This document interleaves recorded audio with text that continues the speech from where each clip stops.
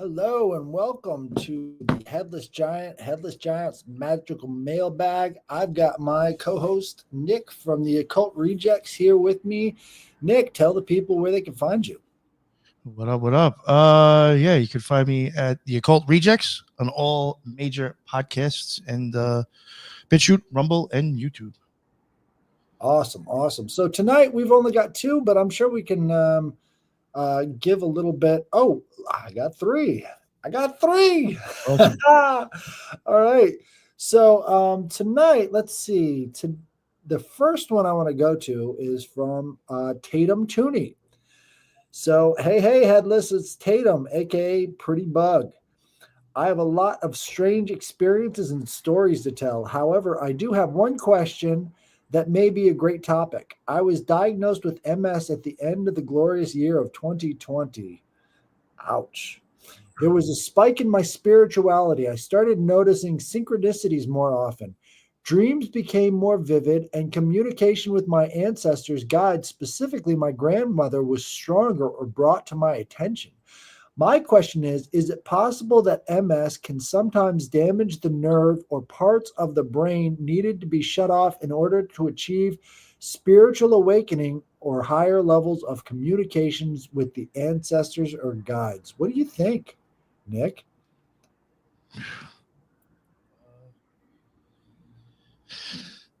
I mean, I think it's possible. You know, the first thing I think of? What? So with MS, you have a deterioration of the myelinated sheath that goes around your nerves. You get a better signal when you don't have the fat in the way. Yeah. So I think it's a possibility. I mean, I've been doing experimentation now using the singing technique that I talk about all the time, and using that to vibrate my bones, right? Like as you're talking, you can kind of feel it vibrating around in your head with the different tones that you create. But if you really focus on it, you can actually create that vibration throughout your entire skeletal structure, and you could feel it vibrating. And if you know something about bones, they are piezoelectric. So as you're putting them under pressure, you're producing an electric charge. So I think if MS is attacking the myelinated sheath around your nerves, you could be getting a similar effect where now you're basically a open antenna, in some ways. Now, I know what we've been given in terms of the picture of nerves and bones and clusters of fibers and stuff under the electronic microscope is all wrong. I don't know if you know this, but when they take the electronic microscope images, they have to desiccate the sample. They have to completely dry it out. So when you're looking at the nerves and the nerve is separated from the other piece and they're just sort of like floating there against each other, that's because they're dried out. That's not actually what they look like. So really the water and the binding materials is how those nerves are actually clustered together, and there's no separation between these different axons and dendrites. So in all the images that they show you of like all these SSRIs and all the rest of that stuff, they show you these little chemicals going from one to the other, but really in real life there's no separation. The only reason it shows up like that is because they've given you a false image from a desiccated sample.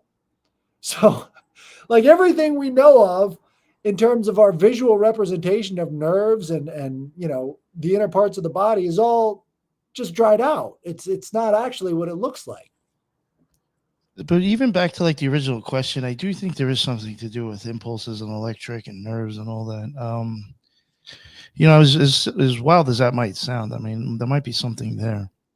I mean, I have said before, when I want to start attributing like an occult stuff to the body, I have been guessing if maybe angels, since they're considered messengers, if they're actually nerves, because it is sending messages. So there could be something to do with just even nerves in itself with the occult symbology. Who knows? Well, It's electrical impulse that makes your body twitch and move. So I mean, right. So when Zeus was fighting Typhon, that monster tore his ligaments out, right? And so his ligaments and his tendons were all ripped out of his body, and it was up to Hermes, the angel of Zeus, to collect his ligaments and his tendons and bring them back to Zeus. So Zeus is the god of lightning, and we're talking about the electrical impulses in the body, right? And we're talking about the things that create the charge to move the ligaments and the tendons to cause the muscles to twitch and everything else. So to me, it's really interesting, like the crossover between this Typhonian monster ripping out the tendons and the ligaments, and also this idea of electrical impulses within the body. So after Zeus was given his tendons and ligaments back, he picked up a massive boulder and threw it on top of Typhon, and that's where Mount Etna is today. So under Mount Etna in Sicily is Typhon and Hephaestus. Hephaestus is down there too, and he's running the forge. And I guess Typhon is the one that causes Mount Etna to erupt. And Mount Etna erupts all the time. It's erupted like two or three times in the last 5 years. So, but yeah, MS. I think when you're faced with a serious diagnosis like MS, it really starts to change your focus too. So if you're having more spiritual experiences because of the illness, I think it's probably because on a subconscious level you feel sort of like a ticking clock, and so it sort of pushes you back towards the source. I know I've had my share of horrendous things that have happened to me in my life, and it's always pushed me back into spirituality. It's like I have to find some way of explaining this that I haven't figured out yet, and so there is that aspect of it too.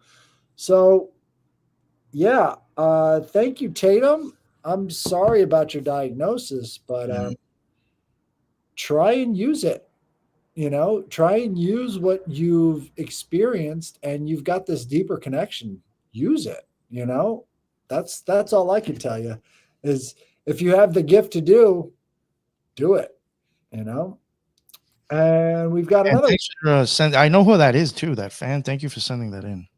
Yeah, I remember she came over from watching, I think, Harsh Reality. She's been a fan of the show for a minute now. Thank you. Nice. Thank you, Tatum. I have a mail from Raven Kiefer. He had the motorcycle story last time. And so this is another one. He says, "Hey, I work second shift, so timing is a bit rough, but I've got a few things to share. My aunt bought a turn of the century house, and guest bedroom was isolated at the top of a narrow staircase to the attic.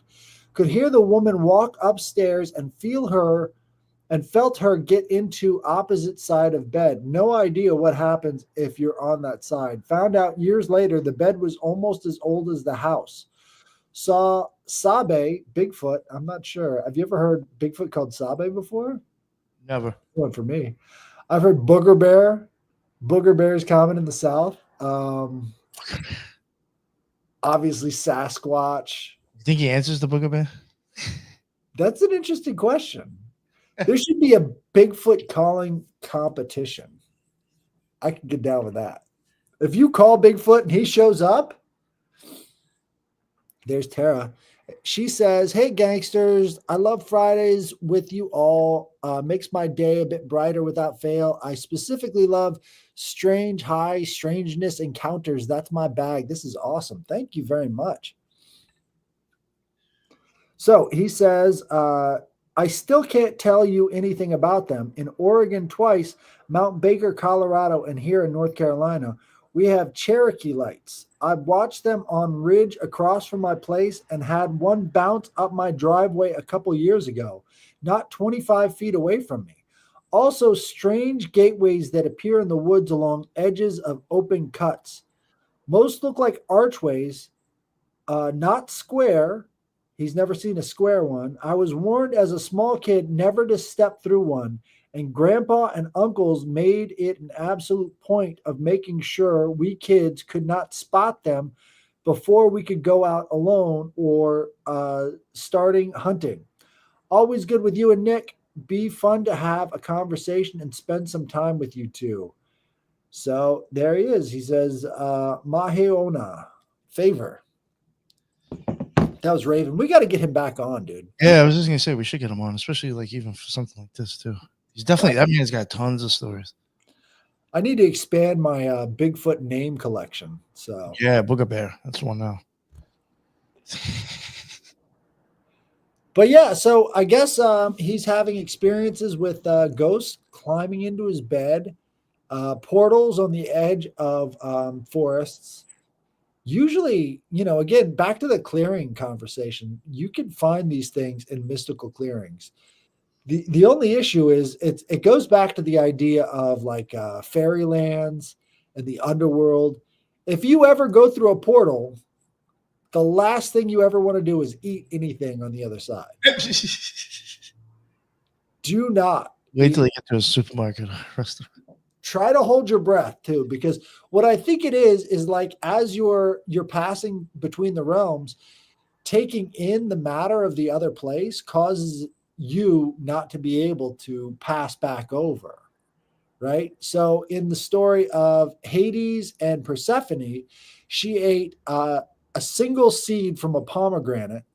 And so Hades, who has these ironclad rules about the underworld, said that you can never leave. If you eat something in the underworld, you have to wait for your time to be recycled. Well, if the same rules apply to fairy world. So if you're in the fairy world and they're having a banquet and you eat something from that fairyland banquet, you're not allowed to leave anymore.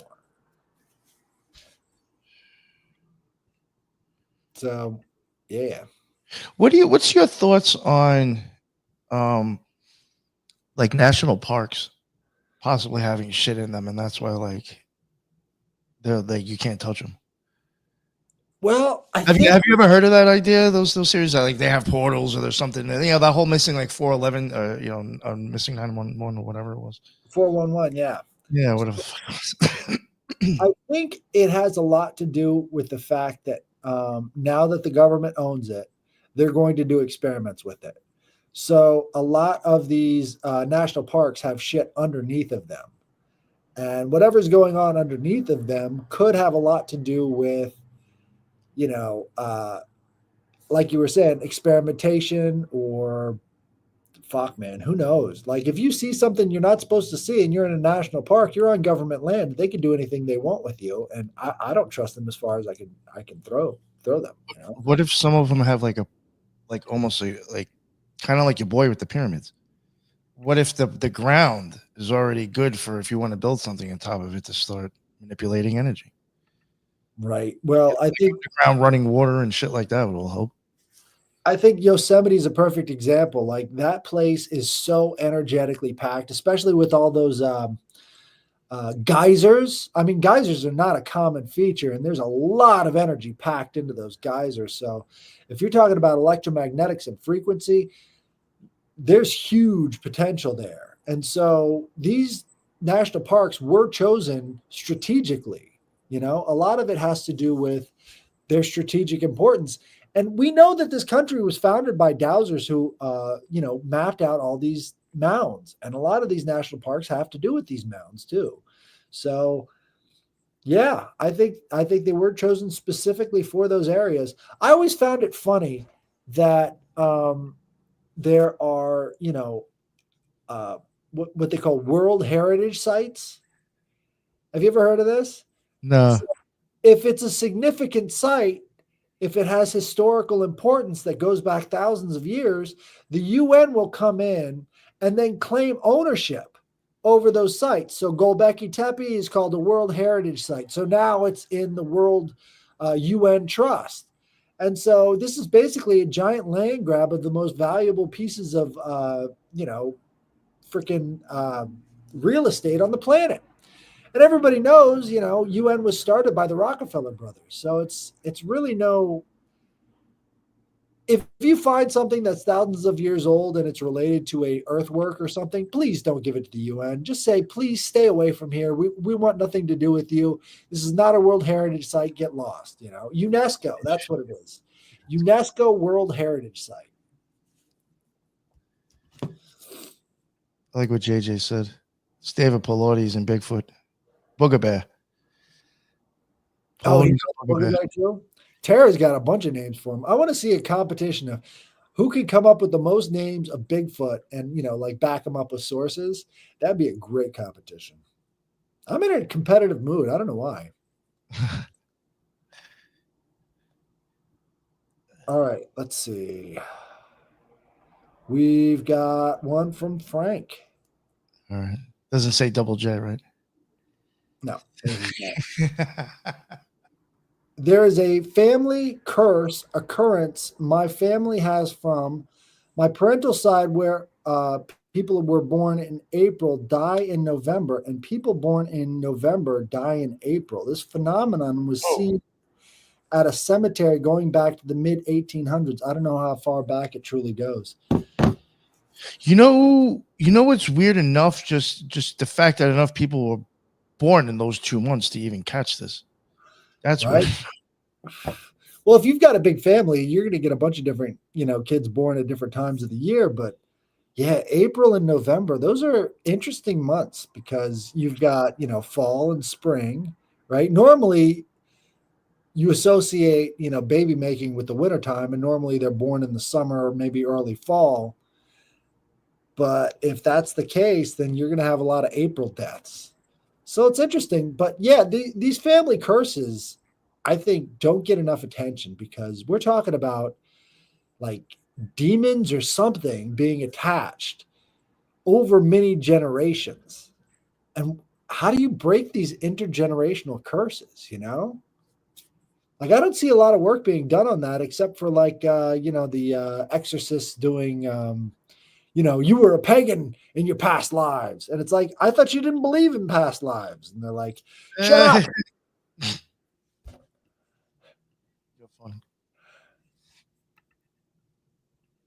Blob Squatch. That's a new one. Have you heard of the Sasquatch that gets down on all fours and starts crawling around like a spider? No, this is a new one now. This is actually really common. What they'll find is that the Squatch. Right, the Bigfoots, they move almost like they're not touching the ground, right? And when you see them in the woods, it's like they're not bothered by terrain features at all. They're just like going as fast as they want to over really rough and ragged terrain. But at the same time, like sometimes hunters will see them and they'll get down on all fours and look like the creepiest. I mean, like, how they do with little kids in horror movies, how they're crawling across walls and stuff. That's what these Bigfoot will do. They'll just drop down and just freaking crawl like a spider, which I think would be the most horrific kind of sighting you could have, is a Bigfoot crawling like a spider, because you got all that mass and now it's moving in some sort of unearthly, horrific way, Some dude with some Green Beret in the woods. That's all. It's dressed up in camouflage. That's all that was. Well, I've never seen a Green Beret do that. I mean, like, but you know what I'm saying? Like somebody, that sounds like a tactic you would do, and like, to try to hide yourself.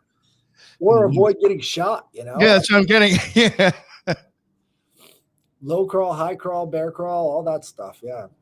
But, humans, we got to have kind of an arch in our back when we're going down on all fours. But for them to be like flat and moving like a spider, that's just like, that's not even close to human skeletal structure. So it's like either these things are part spiritual, which I believe they are. I mean, I don't know about you. I don't think they're fully animal, and I don't think they're fully human either. I think they're just sort of this kind of a spirit, I'm not even sure what to think about Bigfoot. Truth, I have zero fucking clue. We need more Bigfoot stories. If you guys have Bigfoot stories, please send them to the Headless Giant Podcast at gmail.com, because I love Bigfoot stories. And the thing is, like, up here in Wisconsin, everybody loves Bigfoot, but there are no sightings out here. Like, the closest sightings are down in Madison, and I'm on the western side of the state, And all these places all around me have these silhouettes of Bigfoot. Like it's supposed to look like a shadow, right? And they put these things up on the sides of their houses and on their properties and stuff. And it's like, guys, where's the Bigfoots at? I want to go see the Bigfoots. And I don't know, maybe I'm just not looking in the right places. But, I'd love to get into a water balloon fight with Bigfoot. I think that'd be fun. You'd probably start chucking rocks, though. That's where you really fuck up. Well, I pick that over pine cones, I'm sure. Right. But there's so much of a crossover between Bigfoot, UFOs, ghosts, and all the rest of this stuff. It's like something else is going on here. That is something, somebody is making kind of a decent point in the chat. If Bigfoot was real, there would be, how come there's no piles of shit from this thing? You know what I'm saying? Yeah, the dog actually like go like in a river, and this this thing never just stops and shits in the woods. Well, people have found big old piles of shit. It's just it's really hard to nail that down. And so the best time to hunt for Bigfoot, if you're going out there and looking for it, is during the winter months when you've got a fresh pack of snow out there and you can actually follow the tracks. Oh. The problem is the tracks just stop and there's no more tracks. And you're like, how can he do this? This is a Bigfoot. They have to keep walking. They can't just disappear, but the tracks just stop, It's crazy. That's crazy. Right. So in Wisconsin, we have, JJ brought this up. There is the Beast of Bray Road. That's what they call it. And that's over near Madison. And the Beast of Bray Road is seen every couple of years. It's never like all in one time, but they sort of appear in clusters. And it's out by this farm called Bray Road. And, unfortunately, it has, really scared the shit out of people running across that road over and over again. And this dog man is probably one of the most famous cryptids from Wisconsin, even though we've got a lot of weird activity that goes on. But, it's again, there's a lot of paranormal shit that happens around Madison, Wisconsin. And that's like 3 hours away from me. So unfortunately, I can't go out there and get all this stuff. But I think what it is that has the highest volume of people in Wisconsin. It's Madison and, I don't know why I'm blanking on it, but it's the other big Milwaukee. So between the two of those, they have the most sightings, probably because it's the highest population density, and that's where you get the reports of it. But the stuff out here, people are kind of afraid to say anything because, they don't want their neighbors or their family to know about it. And in bigger cities, they don't care about neighbors and family. So. Good point. But man, I listened to a couple of these cryptid podcasts, and they had this one lady call in from Eau Claire, which is just north of me. And she said that this woman had a big old bag and she didn't look right and she couldn't exactly say why. And then this truck driver was going by and this woman opened up the bag, and on one side of the truck, she was just an old lady with a bag. And on the other side of the truck, she turned into a moose. After opening up this bag, all that was left standing there was a fucking moose. And the lady said this moose went crashing through the woods and actually took out a couple of trees on the way. And she took pictures of the trees that were down by this moose. Now, it didn't mean anything because she didn't take pictures at the time, but that's kind of a weird story. And it brings up a lot of this, skinwalker idea, because the way that Native Americans have said that you turn into a skinwalker is you have to do something. You have to like kill a family member or something like that. But after that, that's when you get inducted. And the furs or the skins that you bring with you into the ceremony is the animal that you eventually become. So if you're bringing coyotes, if you're bringing deer skins, anything like that, that becomes the thing that you can then morph into. Now, a lot of people really discount the skinwalker stuff, but when you look at the vast quantity of material about it in the Southwest, and then how it sort of transfers into all these different ceremonies throughout native cultures all across North America, it's really hard to put that down because every culture around the world talks about shapeshifting as if it was a much more concrete reality thing than we even give it credit for. So maybe there was something different back in prehistory where people could do this stuff, or maybe the techniques were kept.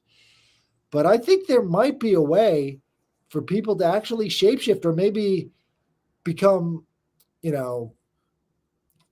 more of a holographic type character, right? So if you're projecting this sort of image as kind of a aura or something like that, what's the difference between that and shapeshifting? I mean, other than everybody's going to see you for what you want to be seen as, and so having those light effect, I don't think that's fully out of the picture, especially now that we're seeing how integral like holographic reality is in our being. So maybe there is something to shapeshifting that we haven't necessarily figured out. Maybe a spiritual technology, I could see that. What are your thoughts about shapeshifters? I don't know, to tell you the truth. It was more along the lines of like kind of like holographic, like you were saying. I could get into that. I know this kind of isn't like you mentioned Skinwalker, and it made me think about Skinwalker Ranch.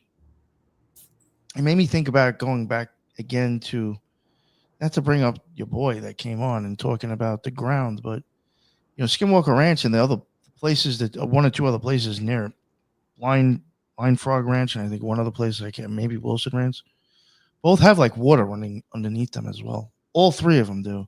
And again, I'm wondering back if it has something to do with kind of like with the pyramids. And is that why weird shit is going on over there? Because it's already like electrically charged and nothing's being released because there's no pyramids. Well, like you're not even doing anything with it. You know what I'm saying? Like it's just sitting there. It's free floating. Yeah. It's not being like harnessed and manipulated or nothing. Right. So that actually makes a lot of sense. You've got karst topography. That's the one that's most heavily associated with paranormal events, right? So basically, if you have a bunch of limestone and a bunch of limestone caves, the areas that have a lot of ghost type activity, have a lot of UFOs. Right.